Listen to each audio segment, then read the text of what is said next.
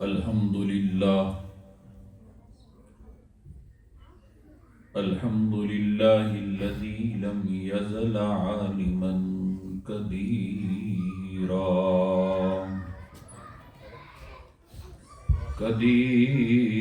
حيا قيوما سميعا بصيرا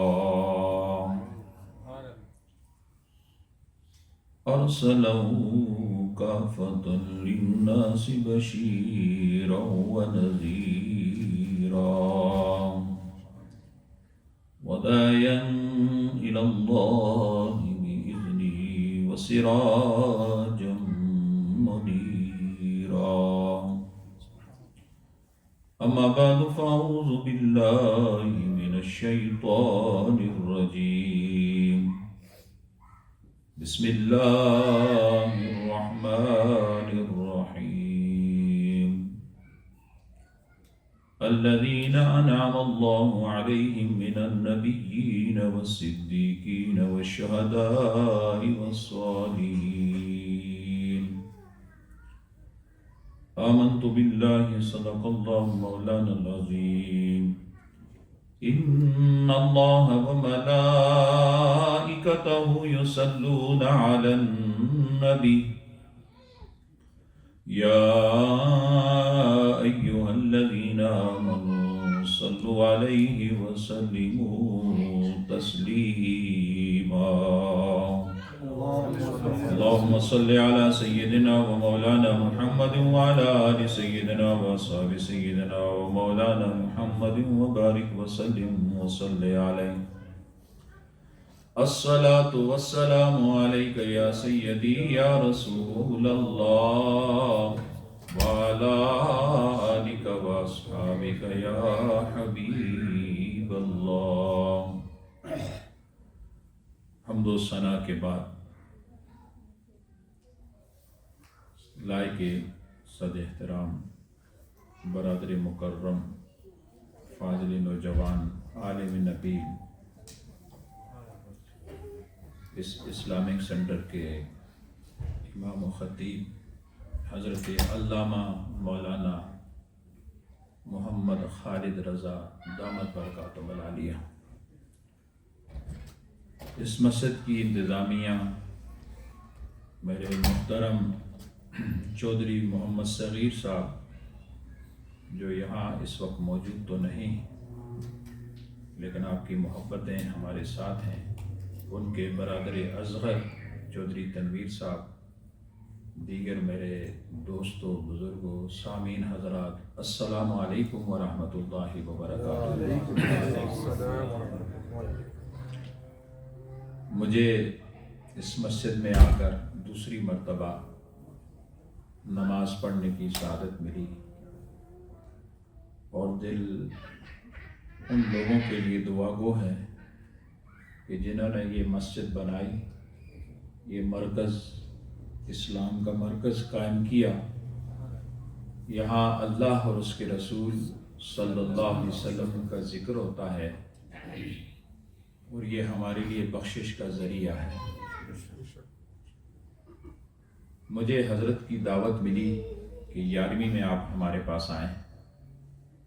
گزشتہ 1 مہینے سے حضور مفتی اعظم پاکستان پروفیسر مفتی منیب الرحمان صاحب کی معیت میں USA میں مختلف مراکز میں سینٹر میں مساجد میں جانا ہوا۔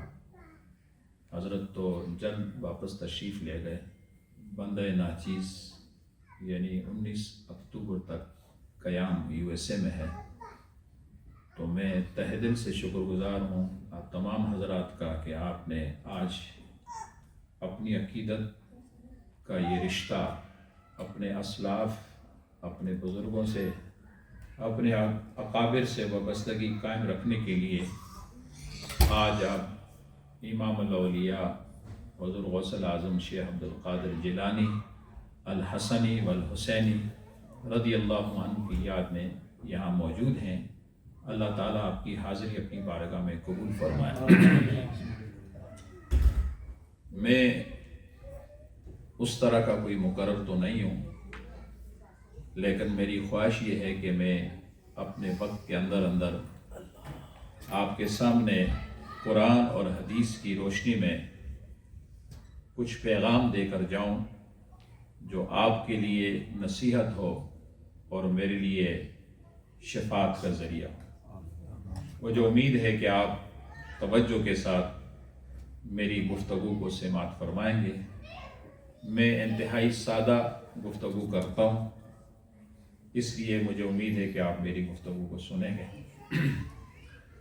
قرآن مجید فرقان حمید میں اللہ رب العالمین جل جلالہ نے ارشاد فرمایا الذین انعم اللہ علیہم من النبیین والصدیقین والشہداء والصالحین۔ جیسے کہ حضرت نے اپنی گفتگو میں فرمایا کہ ہم نماز میں پڑھتے ہیں اہدنا الصراط المستقیم۔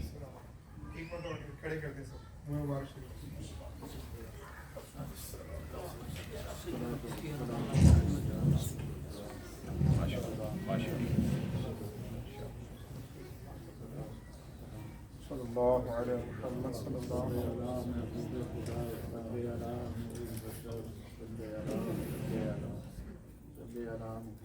تشریف رکھیں۔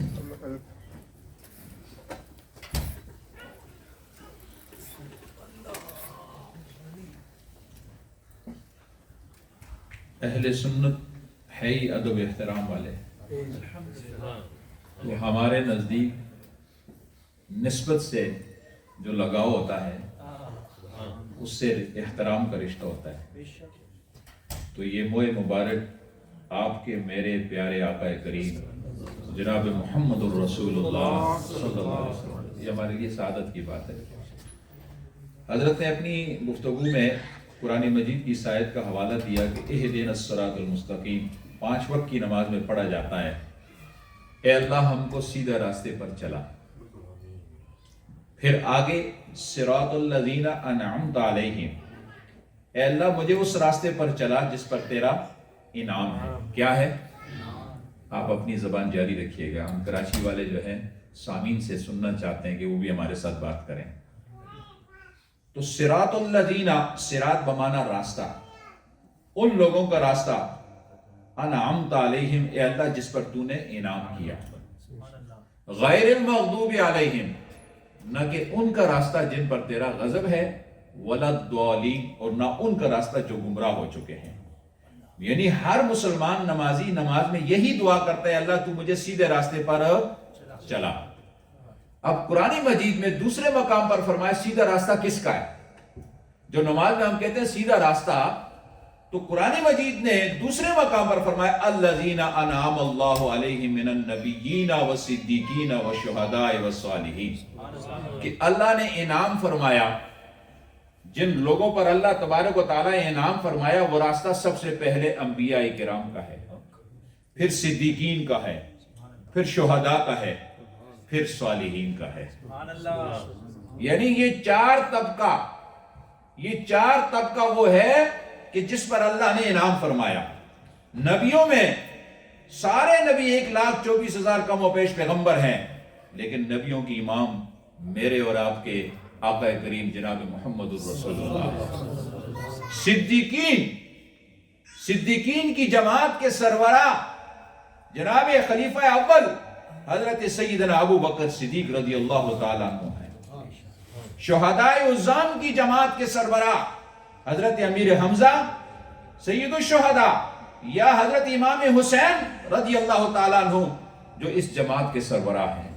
پھر چوتھے نمبر پر فرمایا والصالحین، اور چوتھا راستہ صالحین کا ہے۔ تو صالحین کے بارے میں جیسے گفتگو کی گئی، نعت پڑھی گئی کہ امام الاولیاء حضور امام ربانی قطب ربانی حضرت شیخ عبد القادر جیلانی الحسنی الحسینی رضی اللہ تعالیٰ، یہ امام اولیاء کی جماعت کے سربراہ ہیں۔ تو پتہ کیا چلا کہ یہ چاروں طبقے، یہ چاروں جماعتیں سیدھے راستے کی ہیں، اور ان جماعت کے ساتھ ہمیں وابستہ ہونا ہے، اور اسی میں ہماری کامیابی ہے۔ دوستو، آج یقیناً آپ نے اس محفل کو سجایا اور منسوب کیا حضور غوث اعظم کے بارے میں۔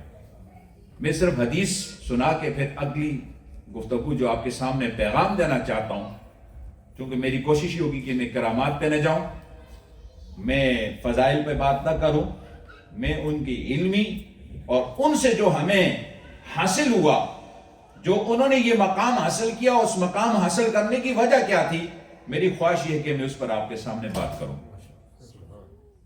حدیث پاک میں ہے، جناب رسول اللہ صلی اللہ علیہ وسلم نے ارشاد فرمایا کہ اللہ تبارک و تعالی ارشاد فرماتا ہے کہ میرا بندہ فرائض کے ذریعے سے، نوافل کے ذریعے سے میرے قریب ہوتا ہے۔ یتقرب عبد، میرا بندہ جو میری قربتیں حاصل کرتا ہے وہ نوافل کے ذریعے سے آتی ہے۔ جب اللہ کا قرب اس بندے کو حاصل ہو جاتا ہے تو اللہ کے رسول نے فرمایا، پھر اللہ فرماتا ہے میں اس کی آنکھیں بنتا ہوں، اس سے وہ دیکھتا ہے۔ حضور نے ارشاد فرمایا کہ اللہ فرماتا ہے میں اس کے کان بن جاتا ہوں، اس سے وہ سنتا ہے۔ حضور نے ارشاد فرمایا میں اس کی زبان بنتا ہوں، اس سے وہ بولتا ہے۔ یعنی اللہ تعالیٰ فرماتے ہیں، یہ حدیث قدسی ہے، رسول اللہ صلی اللہ علیہ وسلم نے فرمایا کہ اللہ تعالیٰ فرماتے ہیں جب میرا بندہ چلتا ہے بظاہر جسم اس کا ہوتا ہے، طاقت اللہ کی ہوتی ہے۔ پھر آگے جو اس حدیث کے اندر حضور نے ارشاد فرمایا کہ اللہ کی بارگاہ میں جب بندہ سوال کرتا ہے تو اللہ اس کے سوال کو قبول کر لیتا ہے۔ تو جب اللہ کا محبوب بندہ، اللہ کا پیارا بندہ، اللہ کا برگزیدہ بندہ جب اللہ کے قرب کو حاصل کرتا ہے تو وہ جس بات کے بارے میں سوال کرتا ہے اللہ تعالیٰ اس کے سوال کو قبول فرما دیتا ہے۔ حضرت انس کہتے ہیں، ایک روایت میں یوں کہتے ہیں کہ بہت سے بال بکھرے والے، کپڑے آلودہ پہنے ہوئے، مٹی کے اندر آلود پلود ہونے والے لوگ اگر کسی بات پر ضد کر جائیں اور وہ کہہ دیں کہ ایسا ہو جائے تو اللہ تبارک و تعالیٰ کے وہ اتنے محبوب ہیں کہ اللہ تعالیٰ ان کی ڈیمانڈ کو پورا کر دیتا ہے۔ تکبیر، رسالت، حیدری، غوث پاک۔ یعنی کپڑے آلودہ، بال بکھرے، لوگ اس سے دور بھاگتے ہیں کہ یہ کیسا بندہ ہے، لیکن وہ اللہ کا اتنا محبوب ہوتا ہے کہ جب وہ کسی بات پہ ضد کرتا ہے کہ یا اللہ آج بارش کر دے، یا اللہ آج تو یہ کام کر دے، تو اللہ اس کی بات کو قبول کرتا ہے اور اس کی لاج رکھتا ہے اور وہ کام کر دیتا ہے۔ ہمیں سے نہیں پتا کہ کون اللہ کے قریب ہے، ہمیں نہیں معلوم کہ اللہ کے قریب کون ہے۔ تو اللہ کی قربتیں اگر حاصل کرنی ہے تو رسول اللہ کا دامن لیتے ہوئے صحابہ اکرام کے طرز پر، پھر آتے آتے شہداء کے نظام پر آتے ہوئے اولیاء کاملین پر جڑ جائیں گے۔ اور یاد رکھیے جس دور میں آپ اور ہم جا رہے ہیں، ہمارے کو اولیاء کاملین کا دور ملا ہے۔ اسلام کی سب سے بڑی تبلیغ، اسلام کی سب سے بڑی دعوت جو بغیر رنگ و نسل کی ہوئی، جو بغیر عصبیت کی ہوئی، لسانیت کی ہوئی، وہ صرف اللہ کے ولیوں کی تھی۔ ایسا ہی ہے، یعنی آج تبلیغ ہو رہی ہے، میں انکار نہیں کرتا، لیکن اس تبلیغ کے اندر کہیں کہیں عنصر اپنی شخصیت پرستی کا آ جاتا ہے، اپنی شہرت کا آ جاتا ہے۔ لیکن اگر ہم فارس میں دیکھتے ہیں، ہم دنیا کے مشرق اور مغرب اور شمال اور جنوب میں دیکھتے ہیں، اللہ کے جو ولی نظر آئے، میں آپ کی دور حاضر کی مثال دیتا ہوں کہ حضرت خواجہ خواجگان خواجہ معین الدین چشتی اجمیری رحمۃ اللہ علیہ کے مزار پر صرف مسلمان جاتے ہیں؟ ہندو بھی جاتے ہیں، سکھ بھی جاتے ہیں، کرسچن بھی جاتے ہیں، دیگر مذاہب والے بھی جاتے ہیں۔ تو آپ ان سے پوچھئے کہ آپ کیوں آئے؟ وہ کہتے ہیں یہ صرف مسلمانوں کا مرکز نہیں ہے، یہ ہمارا بھی مرکز ہے، اور جیسے مسلمانوں کو فیض ملتا ہے ایسے ہم کو بھی ملتا ہے۔ تو 90 لاکھ لوگوں کو بیک وقت اسلام کی تاریخ میں ڈالنا، اسلام کی دولت ان کو دے دینا، یہ ان اولیاء کاملین کا کام تھا جو بغیر رنگ و نسل کے تھا، اور جنہوں نے اپنے پیٹ پر پتھر باندھ کر اسلام کی خدمت کی۔ تو ان کی تعلیمات کیا بتاتی ہیں؟ آج ہم غوث اعظم کی 11ویں منا رہے ہیں۔ 11ویں سے ہمیں نسبت یہ ہے کہ یہ ایصال ثواب ہے، ان کی روحوں کو ایصال ثواب پہنچانے کے لیے محفل منعقد کی گئی ہے۔ اور حضور علیہ الصلوۃ والسلام نے ارشاد فرمایا میں توجہ چاہوں گا, میں بڑا پیغام مختصر آپ کو دوں گا اور انشاءاللہ مجھے امید ہے کہ آپ کو فائدہ ہوگا. میں وہ مقررین والی تقریر نہیں کروں گا, میں آپ کو جو پیغام دینا چاہتا ہوں.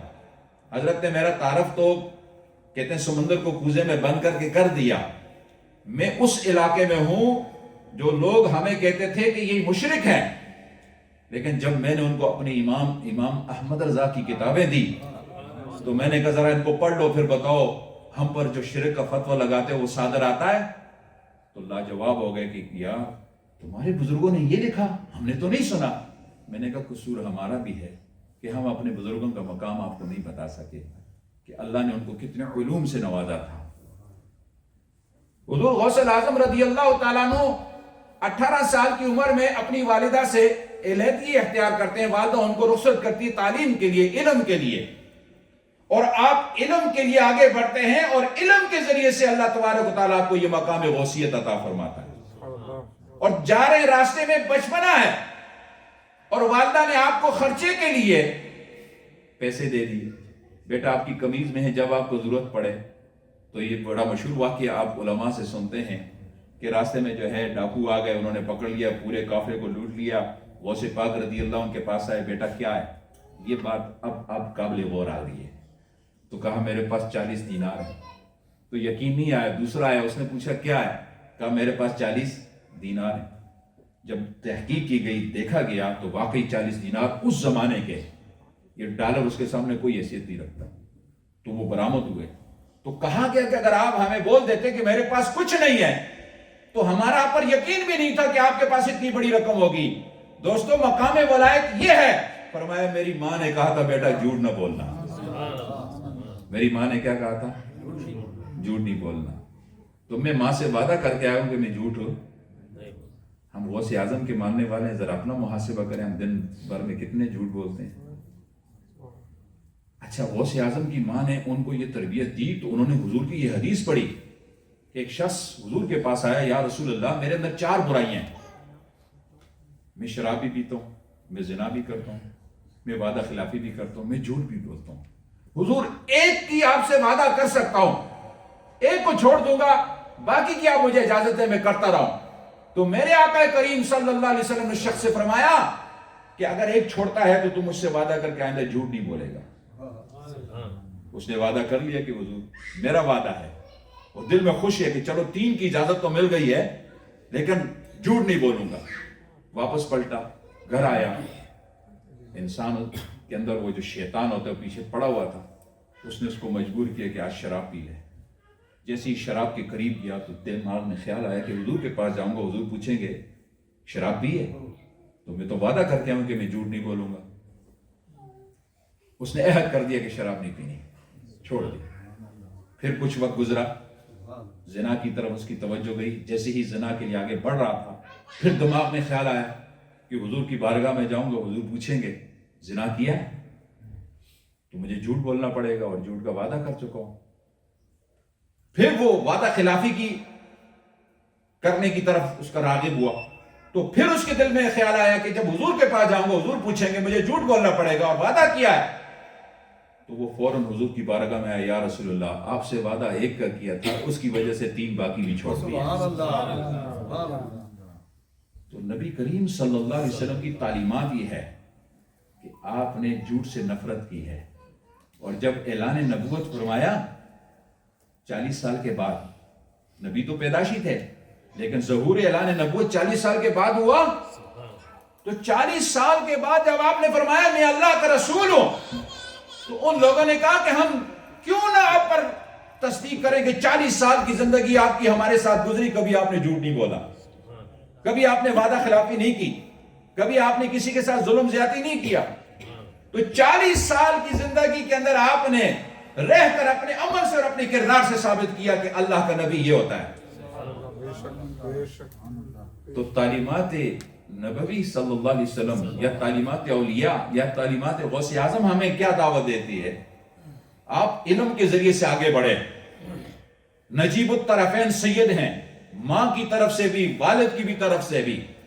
اور دیکھیں جھوٹ سے اتنی نفرت ہے اور آپ نے تعلیم کیا دی, درس تو علم, کہ علم پڑھو، لیکن ہم غوث اعظم کے ماننے والے آج ہماری سوچ یہ ہوگی ترک تو علم، ہم نے علم کو چھوڑ دیا ہے، ہماری علم کے ساتھ کوئی وابستگی نہیں ہے۔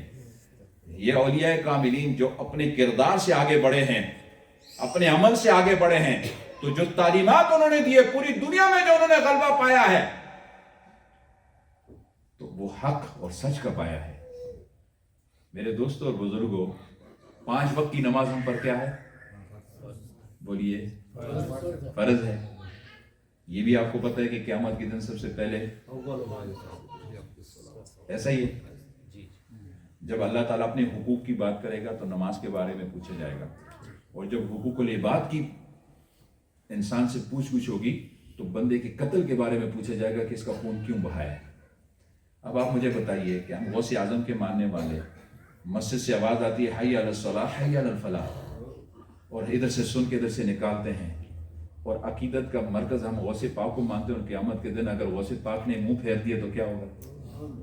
میرا تقوی، میری ریاضت، میری مقام ولایت تو اللہ کی عبادت میں تھی، میں تو راتوں کو جا کر اللہ کو راضی کرتا تھا، اور تم میرے نام پر یاروی کرتے تھے اور میری تعلیمات پر تم نے عمل نہیں کیا، تو بتائیے ہم میں سے ہر بندہ جواب دے سکتا ہے؟ دنیا میں میرٹ کی قدر ہے یا نہیں ہے؟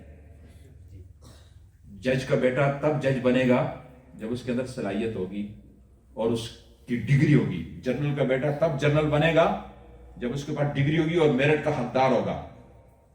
لیکن ایسا نہیں ہو سکتا کہ کوئی آدمی میرٹ کی دھجیاں اڑائے اور راتوں رات اعلان کر دے کہ میں اللہ کا ولی ہوں، اور ولیوں کی صفات اس میں پائی نہ جائے، اور جب رسول اللہ کی دین کی بات آ جائے، جب حضور کی عظمت کی بات آ جائے اور کہے یہ جی سیاسی مسئلہ ہے، میرے سے تعلق نہیں ہے، میں تو اللہ اللہ کرنے والا ہوں، تو بتائیے رسول اللہ صلی اللہ علیہ وسلم نے فرمایا بنی اسرائیل کی قیادت ان کے انبیاء کرتے تھے، لیکن میری امت کی قیادت، کیونکہ انبیاء کا سلسلہ منقطع ہو گیا، ختم ہو گیا، اب نبی نہیں آئیں گے، اب فرمایا میری امت کی قیادت علماء کریں گے۔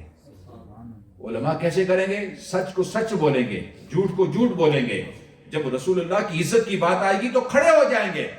اگر اس وقت کوئی کہہ دے نہیں جی، کوئی بھی پیر، کوئی بھی مولوی کہہ دے یہ تو سیاسی مسئلہ ہے، تو مجھے بتائیے کل قیامت کے دن رسول اللہ کی محبت کا دعویٰ میں وہ سچا پائے گا؟ سوال ہی پیدا نہیں ہوتا۔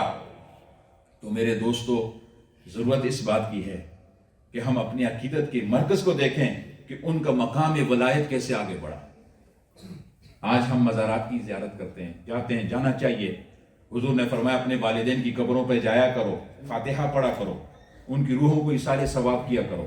یہ تعلیمات ہمیں رسول اللہ نے دی ہے۔ اعلیٰ حضرت امام احمد رضا نے فرمایا ان تعلیمات کو سمجھنے کے لیے تم نے مزارات کی حاضری کا ادب اور احترام کو دیکھنا ہے۔ آج اگر کوئی جاہل کسی مزار پہ جا کے سجدہ کرے تو پوری اہل سنت بدنام ہوتی ہے یا نہیں ہوتی؟ لیکن میرے امام اہل سنت نے فرمایا جب کسی بھی صاحب مزار کے مزار پہ جاؤ تو 4 قدم دور کھڑے ہو جاؤ، نہ قبر کو ہاتھ لگاؤ، نہ قبر کو چومو، بلکہ اس کے لیے اصالہ ثواب کرو، فاتحہ پڑھو، قرآن کی آیت پڑھو۔ حضرت شاہ ولی اللہ محدث دہلوی نے لکھا کہ جب کسی مزار پر تم حاضری دو اللہ کے ولی کی بارگاہ میں تو یوں کہو کہ یا اللہ میں تیری بارگاہ میں اس ولی کا وسیلہ پیش کرتا ہوں، تو میری یہ مراد اس ولی کے ذریعے سے پورا فرما دے۔ اور دوسرا طریقہ آپ نے انفاس العارفین کے اندر یہ لکھا، بتایا کہ جب کسی ولی کے دربار پہ حاضر ہو تو یہ کہو اے اللہ کے ولی، تو اللہ کی بارگاہ میں دعا کر کے اللہ تیری دعا کی برکت سے میری اس مشکلات کو حل کر دے۔ تو دونوں صورتوں میں کس سے مانگنا ہے؟ اللہ سے مانگنا ہے۔ ہم ولی کو، غوث پاک کو، چونکہ اللہ کے محبوب ہیں، اللہ کے قرب حاصل ہوا ہے تو ہم ان کو بطور وسیلہ پیش کرتے ہیں۔ تو اعلیٰ حضرت امام احمد رضا نے فرمایا کہ جب تم کسی مزار پر حاضری دو تو مزار کا ادب و احترام یہ ہے کہ نہ اس کو ہاتھ لگاؤ نہ اس کو چھوؤ، ادب کے ساتھ کھڑے ہو جاؤ، 4 قدم دور کھڑے ہو جاؤ۔ اگر کوئی جاہل جا کر کسی قبر پر سر اپنا رگڑتا رہتا ہے، ملتا رہتا ہے، تو وہ ہماری اہل سنت سے اس کا کیا تعلق ہے؟ وہ لوگ ہمیں تنقید کا نشانہ بناتے ہیں کہ یہ جو ہیں یہ مزارات کو جو ہیں قبر پرست ہیں۔ آپ کے یہاں مجھے نہیں پتہ، لیکن ہمارے پاکستان میں ایسے ہی ہوتا ہے۔ ہم کہتے ہیں نہیں بھائی، ہمارے امام نے یہ فرمایا ہے، تم ہمارے امام کے فتاوی تو پڑھو۔ پھر آپ نے فرمایا کہ جب تم حرمین شریفین جاؤ، حج بیت اللہ کی سعادت یا عمرے سے فارغ ہو کر رسول اللہ صلی اللہ علیہ وسلم کے دربار میں جاؤ، تو آپ نے حضور کے دربار کا جو ادب بیان کیا ہے کہ جب روضہ رسول میں جاؤ تو سر جھکاؤ، عاجزی کے ساتھ حضور کی بارگاہ میں سلام پیش کرو، نہ جالیوں کو ہاتھ لگاؤ، نہ جالیوں کے ساتھ اپنے جسم کو مس کرو۔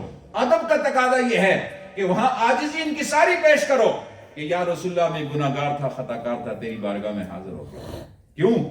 وَلَوْ أَنَّهُمْ إِذْ ظَلَمُوا أَنفُسَهُمْ جَاءُوكَ، جب تم اپنی جانوں پر ظلم زیادتی کرو اور ظلم زیادتی کرنے کے بعد تم جب دربار رسالت میں پہنچ جاؤ اور دربار رسالت کے آقا کریم آپ کے لیے اللہ کی بارگاہ میں استغفار کریں تو لَوَجَدَ اللَّهُ، اللہ ضرور بضرور ان کی استغفار کو تمہارے حق میں قبول فرمائے۔ اے تکبیر، ارے رسالت، رسالت یا رسول اللہ۔ تو میرے دوستو، حضور غوث اعظم شیخ عبد القادر جیلانی کی تعلیمات ہمیں یہی بتاتی ہیں۔ اور پھر وہ صحابی کہ جو حضور سے ملنے کے لیے آیا، جب اس نے اس آیت کریمہ کو پڑھا کہ وَلَوْ أَنَّهُمْ إِذْ ظَلَمُوا أَنفُسَهُمْ جَاءُوكَ، کہ ظلم اور زیادتی کے بعد دربار رسالت میں آ جائیں، جب صحابی نے پڑھا تو فوراً حضور کی بارگاہ میں لوٹا۔ جیسی ہی گنبد خضرا پہنچا تو حضور وصال فرما گئے، آپ کے روضے اطہر پر آ کر بیٹھ گیا، مراقبے میں چلا گیا اور حضور کی بارگاہ میں التجا کرتا، یا رسول اللہ جب میں نے یہ آیت پڑھی تو میں تو آپ کے دربار میں اپنی بخشش کے لیے آیا تھا، آپ نے تو دنیا سے پردہ فرما لیا، میرا کیا ہوگا؟ اسی اسنا میں وہ نیند میں چلا گیا اور جناب رسول اللہ صلی اللہ علیہ وسلم کی زیارت ہوتی ہے اور حضور فرماتے ہیں میرے صحابی تو آ گیا ہے، اب تو بھی ہماری بخشش میں شامل ہو گیا ہے، میں تیری شفاعت کروں گا، تیرے لیے اللہ کی بارگاہ میں استغفار کروں گا۔ اس لیے فرمایا من زار قبری وجبت لہو شفاعتی، جس نے میری قبر کی زیارت کی اس کے لیے میری شفاعت واجب ہو جاتی ہے۔ تو دوستو، اہل سنت و جماعت کا یہ طریقہ رہا ہے کہ وہ ادب کے ساتھ اولیاء کاملین ہوں، شہداء عظام ہوں، صدیقین ہوں، انبیاء کی جماعت ہوں، ان کا ادب و احترام ان کے اندر کوٹ کوٹ کے بڑا ہوتا ہے۔ وہ مبارک آیا، حضرت نے فرمایا ادب کا تقاضا یہ کھڑے ہو جائے۔ ہمارے پاکستان میں کچھ لوگ کہتے ہیں جب سلام کی بات آتی ہے تو تم کھڑے ہو جاتے ہو، بیٹھ کے بھی پڑھا جا سکتا ہے۔ ہم نے کہا بالکل بیٹھ کے بھی پڑھ سکتے ہیں، کوئی ممانعت نہیں ہے، مستحب عمل ہے، کھڑے ہو کے پڑھیں۔ لیکن جب پاکستان کا قومی ترانہ پڑھا جاتا ہے سارے کھڑے ہو جاتے ہیں، وہاں کسی کو اعتراض کرنے کا حق نہیں ہوتا، وہاں تو ہر بندہ کھڑا ہو جاتا ہے کیونکہ احترام ہے قومی ترانہ۔ اور جب رسول اللہ کی شان میں سلام پڑھا جائے،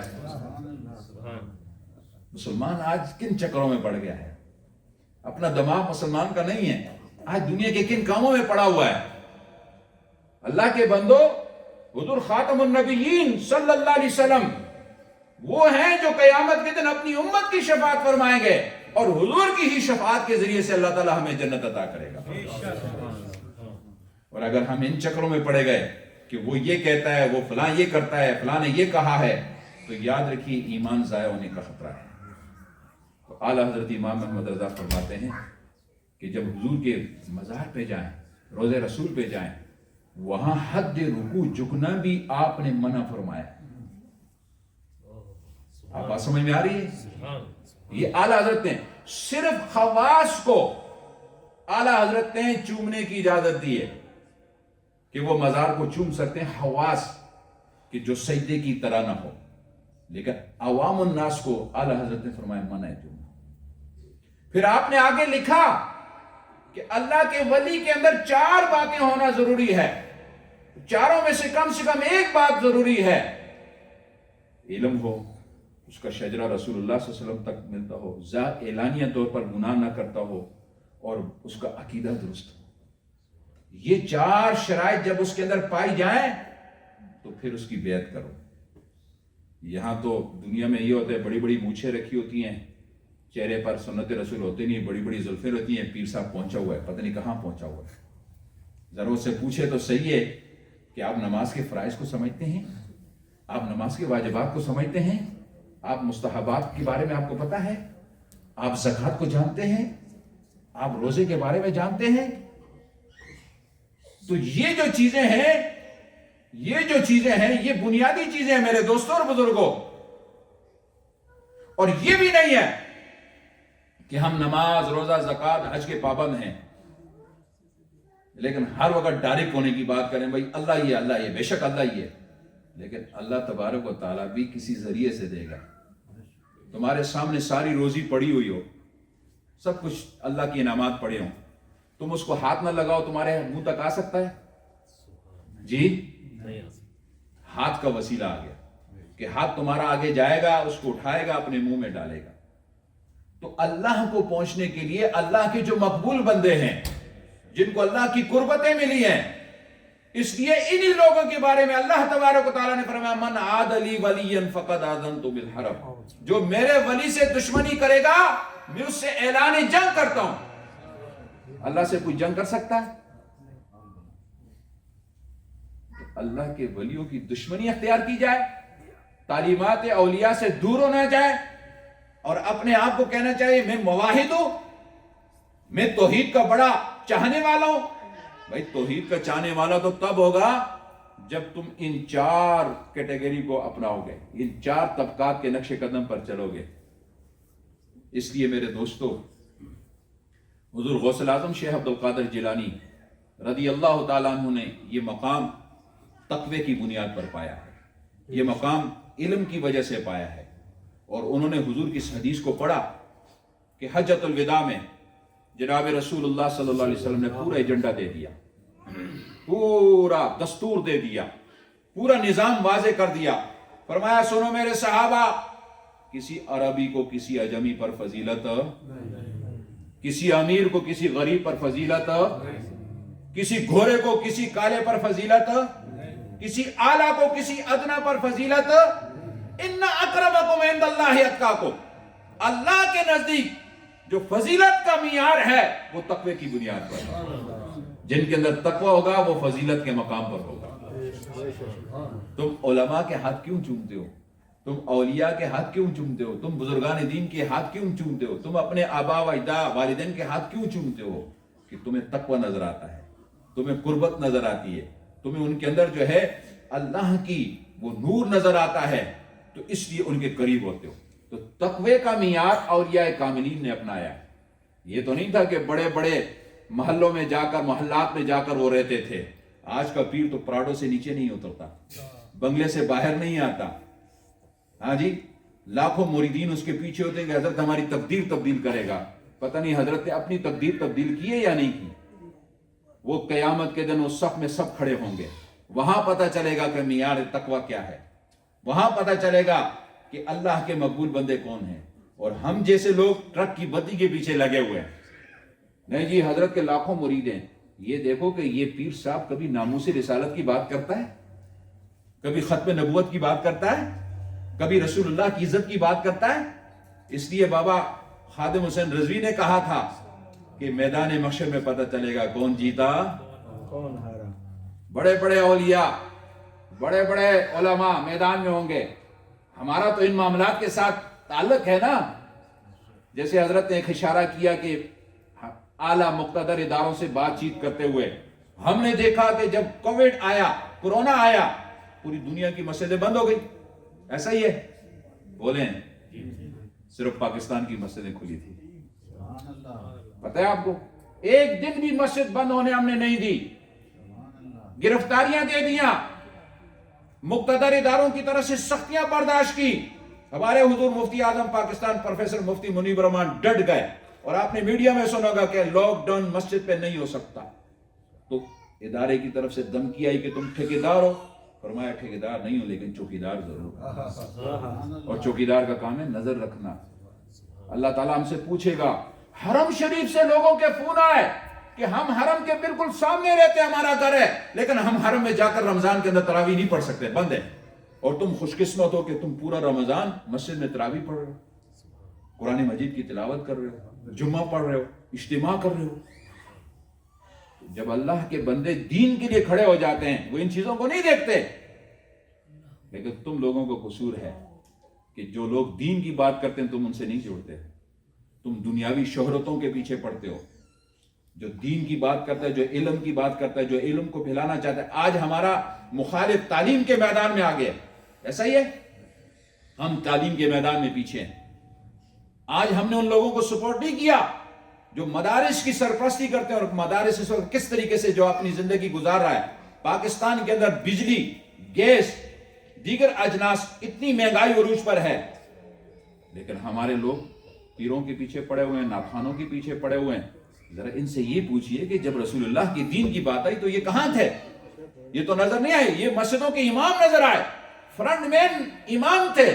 جب صحابہ کرام کی شان میں کراچی کی روڈوں پر سرعام گستاخی کی گئی، حضرت امیر معاویہ رضی اللہ تعالیٰ عنہ، حضرت ابو سفیان رضی اللہ عنہ کو لعنت ان کے اوپر برسائی گئی، تو میدان میں صرف مسجد کے ائمہ روڈ پہ آئے اور احتجاج کیا، اور حکومت وقت کو مجبور کیا کہ ان کو گرفتار کرو۔ ان کو گرفتار کیا گیا۔ 11 ستمبر کی ریلی تاریخی ریلی تھی، لاکھوں مسلمان شریک تھے، اور ایک ہی مطالبہ تھا کہ گستاخ صحابہ کو گرفتار کیے جائے، اور گرفتار ہو۔ دوستو، ہمیں ان مراکز کو آباد کرنا ہے۔ یہ اللہ کا گھر ہے، اور یہ مرکز آباد نہیں ہوگا، یہ تمہیں بدوائیں دے گا، یہ کل اللہ کی بارگاہ میں تمہارے خلاف گواہی دے گا، یا اللہ تیرا گھر حسین جمیل بنایا، قالین اچھی بنائی، بہترین اسپیکر لگا دیا، اے سی لگا دیا، ساری سہولتیں تھے، لیکن نمازی نہیں تھے۔ گھر کس سے آباد ہوتا ہے؟ مکین سے۔ اچھا خوبصورت گھر بنا دیں، اس میں رہنے والے کوئی نہ ہو تو گھر کا کیا حال ہوگا؟ تو مسجدیں آباد ہوتی ہیں کس سے؟ لوگوں سے، نمازیوں سے، اللہ کے ذکر سے۔ اور جب اللہ کا ذکر ہوگا تو اللہ تبارک و تعالیٰ اپنے فرشتوں سے فرماتا ہے، کیا اللہ کو نہیں پتا کہ کون میرا ذکر کر رہا ہے؟ جاؤ روئے زمین پر دیکھو لوگ کیا کر رہے ہیں۔ آج 11ویں ہے، عیسائے ثواب کی محفل ہے، کوئی لوگ دنیاوی نشوں میں ہوں گے، کوئی دنیاوی عیش عشرتوں میں ہوں گے، اور یہ خوش نصیب ہیں جیسے حضرت نے فرمایا کہ محبوب کی محفل کو محبوب ہی سجایا کرتے آتے ہیں وہی۔ آپ کو جو راغب کیا گیا نا، یہ جو آپ کے اندر جو جذبہ ایمانی ہے کہ نہیں آج میں نے جانا ہے مسجد میں، تو خوش قسمت نہیں ہے کہ آپ کا یہ بیٹھنا سننا عبادت میں ہے؟ کس کی آس اللہ کی بارگاہ میں قبولیت کو پہنچ جائے؟ میں تو تمہارے سامنے چہرہ بھی ماشاءاللہ، اور سر پر پگڑی بھی، اور جبہ قبہ بھی، لیکن سامعین میں سے کوئی اللہ کا ایسا عاجز ہوگا، اللہ اس کی وجہ سے ہم سب کی جو ہے مراد پوری کر دے۔ اللہ تبارک و تعالیٰ نہ تمہارے چہرے کو دیکھتا ہے، نہ تمہاری صورت کو دیکھتا ہے، اللہ تمہارے دل کو دیکھتا ہے، تمہارے دل میں کیا ہے، تمہاری نیت کیا ہے۔ تو میرے دوستوں اور بزرگوں، ہم مسلمان، اور مسلمانوں میں پھر ہم سنی مسلمان، ہماری ذمہ داریاں دوسروں سے زیادہ ہیں۔ کیوں؟ کہ رسول اللہ صلی اللہ علیہ وسلم سے ادب احترام کا رشتہ ہمارا ہے، صحابہ سے ادب احترام کا رشتہ ہمارا ہے، شہداء سے ادب احترام کا رشتہ ہمارا ہے، اور اولیاء کاملین سے ادب احترام کا رشتہ ہمارا ہے۔ لیکن میرٹ کا خیال رکھیے، میرٹ کو جانے نہیں دیجیے۔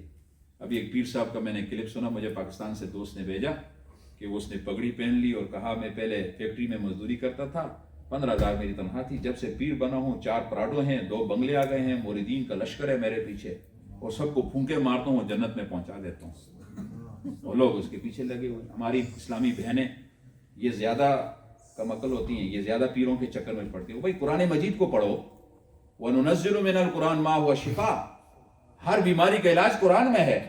تم سچے دل سے سورۃ فاتحہ تو پڑھو، سورۃ فلق کو پڑھو، سورۃ ناس کو پڑھو، خود ہی دم کرو، نہ تمہارے اوپر جنات کا اثر ہوگا، نہ جادو ہو، کچھ بھی نہیں ہوگا۔ رسول اللہ نے فرمایا العین حق، نظر حق ہے، لیکن اس کا طریقہ ہے کہ بھائی آپ پڑھیں قرآن کو نا۔ ساری بیماری کو علاج قرآن میں ہے، اور قرآن سے ہمارا رشتہ ہی نہیں ہے۔ قرآن کو صرف ہم نے گھر میں، غلاف میں، کپڑے میں بس برکت کے لیے رکھا ہوا ہے۔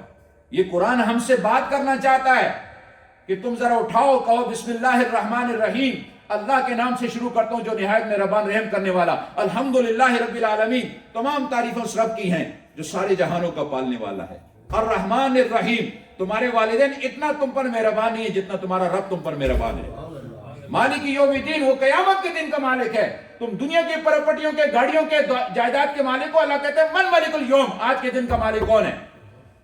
تو غیر سے آواز آئے گی للہ الواحد القہار، آج کے دن کا مالک بھی رب العالمین ہے۔ پھر فرمایا ایاک نعبد و ایاک نستعین، اے اللہ ہم تیری عبادت کرتے ہیں اور تجھ سے مدد چاہتے ہیں۔ اہدنا الصراط المستقیم، تو چلا ہم کو سیدھے راستے پر، صراط الذین انعمت علیہم، راستہ ان لوگوں کا جن پر تو نے انعام فرمایا، غیر المغضوب علیہم ولا الضالین، نہ کہ جو غضب میں آ گئے اور جو گمراہ ہو گئے ان کے راستے سے ہمیں محفوظ رکھنا. یہ قرآن آپ سے بات کر رہا ہے، اور جب قرآن کو تم اس طرح پڑھو گے تو تمہیں سکون آئے گا. اس لیے حضور نے فرمایا ایک آیت پڑھو گے تو 10 نیکیاں. میں یہ نہیں کہتا کہ الف لام میم ایک حرف ہے، بلکہ حضور نے فرمایا الف الگ حرف ہے، لام الگ حرف ہے، میم الگ حرف ہے. جس نے الف لام میم پڑھا اللہ تعالیٰ اس کو 30 نیکیاں عطا فرمائے گا.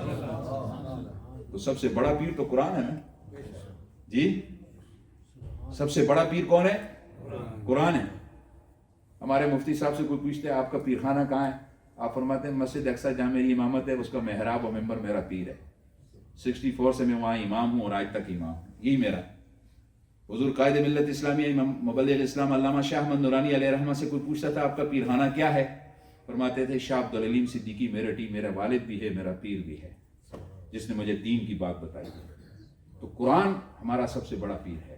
اس پیر سے جب رشتہ جوڑے گا، کیوں کہ قرآن اور صاحب قرآن یہ اللہ کی، صاحب قرآن حضور کی ذات ہے اور قرآن اللہ نے حضور پہ نازل کیا ہے. تو تعلیمات اولیاء ہمیں یہ پیغام دیتی ہے کہ آج ان کو جو مقام ولایت ملا وہ مقام ولایت اللہ کا قرب ان کو حاصل ہوا. اور اللہ کا قرب کیا ہے کہ سچ کو سچ کہا ہے، غلط کو غلط کہا ہے. آج ہم سچ کم بولتے ہیں اور غلط زیادہ بولتے ہیں، حق کا ساتھ نہیں دیتے، ہم ناحق کے ساتھ کھڑے ہو جاتے ہیں. تو اولیاء کی تعلیمات تو یہ نہیں ہے نا. اگر تمہارا بیٹا یا سکا باپ یا بھائی ناحق ہے تو اسلام کہتا ہے کہ تم اس کے خلاف آواز بلند کرو. حضرت ابوبکر صدیق نے بدر کے مقام پر جب جنگ بدر میں آپ کا بیٹا مقابلے میں تھا، جنگ بدر کے بعد عبد الرحمن بن عوف نے کہا کہ ابا جان ایک وقت ایسا آیا کہ آپ میری تلوار کے نیچے آپ کا سر آ گیا تھا، لیکن میں نے دیکھا کہ آپ میرے والد ہیں، میں نے تلوار ہٹا دی. فرمایا بیٹا خدا کی قسم اگر میری تلوار کے نیچے تو آ جاتا تو میں یہ نہ دیکھتا کہ میرا بیٹا عبد الرحمن ہے بلکہ میں تیرا سر اڑا دیتا. تو حق یہ ہے، سچ یہ ہے کہ دین کو سمجھا جائے. دین ہم سے کیا تقاضا کرتا ہے، دین ہمیں کیا دعوت دیتا ہے. دین ہمارے پاس دین جو پہنچا ہے اولیاء کاملین کے ذریعے سے، ہمارا رشتہ قریب اولیاء سے ہے. تو ان اولیاء کاملین نے جو تعلیمات دی ہے، حضور غوث الاعظم شیخ عبد القادر جیلانی الحسنی الحسینی البغدادی رضی اللہ تعالیٰ عنہ نے فرمایا کہ اپنے دل کے اندر اللہ کو بساؤ، تقوی سے اپنے دل کو بساؤ، اللہ کی وحدانیت پر قائم کھڑے رہو، حلال کو حلال سمجھو، حرام کو حرام سمجھو، حلال کے قریب جاؤ، حرام سے دور ہو جاؤ. لیکن آج ہمارے اندر اس چیزوں کی تمیز ہی نہیں ہے.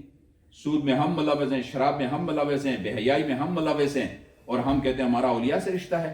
ہمارے اکابر تو، ہمارے سلف صالحین تو ایسے تھے کہ جو ان چیزوں سے نفرت کرتے تھے. حضور غوث پاک کو کسی نے اشرفیوں کی لا کے تھیلی دے دی، حضور یہ آپ کی خدمت میں پیش کی. آپ نے اس تھیلی کے اوپر جب اپنی مٹھی میں اس کو دبایا تو اس سے خون نیچے نچلا، خون گرنے لگ گیا.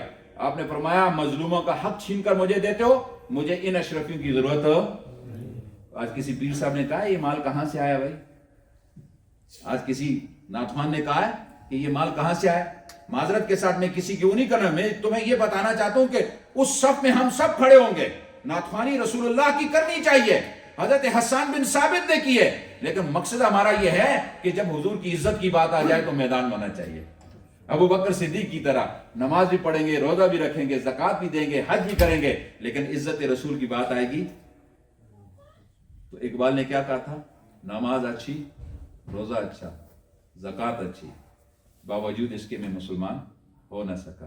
جب تک میں کٹ نہ جاؤں خواجہ بطحا کی حرمت پر، خدا شاہد ہے کامل میرا ایمان ہو نہیں سکتا. میں نماز بھی پڑھوں، روزہ بھی کروں، زکوٰۃ بھی دوں، سب کچھ کروں، لیکن جب حضور کی عزت کی بات آ جائے تو میں کہوں جی میرا اس سے تعلق نہیں ہے، نہیں جی میرا اس سے واسطہ نہیں ہے. اور بھائی اللہ نے آپ کو زبان دی ہے، آپ بول سکتے ہیں، آپ کے پاس زبان کی طاقت ہے. آپ غلط کو غلط بولیں، سچ کا ساتھ دیں، مظلوم کے ساتھ کھڑے ہو جائیں، ظالم کی مخالفت کریں. یہی تو اسلام آپ سے تقاضا کرتا ہے. مؤذن کا کام کیا ہے جی؟ اور امام صاحب کا کام کیا ہے؟ ایسے ہی ہے، کسی کو زبردستی. تو اللہ تعالیٰ کل قیامت کے دن ان سے یہ پوچھے گا علامہ خالد رضا آپ کی مسجد آپ نے سب کو گھر سے پکڑ کے کیوں نہیں لایا؟ یا اللہ میں تو وقت پہ آ گیا تھا، ان الصلاۃ کانت علی المؤمنین کتابا موقوتا، میرے مؤذن نے اذان بھی دے دی تھی، حی علی الصلاۃ بھی کر دیا تھا. ہم میں سے ہر بندہ اپنی ذات کا مکلف ہے. تو قیامت کے دن جب انبیاء کرام اللہ کی بارگاہ میں جائیں گے تو کسی نبی نے 2 آدمی، کسی نے 3 آدمیوں کو مسلمان کیا ہوگا، تو اللہ تعالیٰ ان سے یہ نہیں فرمائے گا کہ تم نے پورا لشکر جرار کیوں مسلمان نہیں کیا.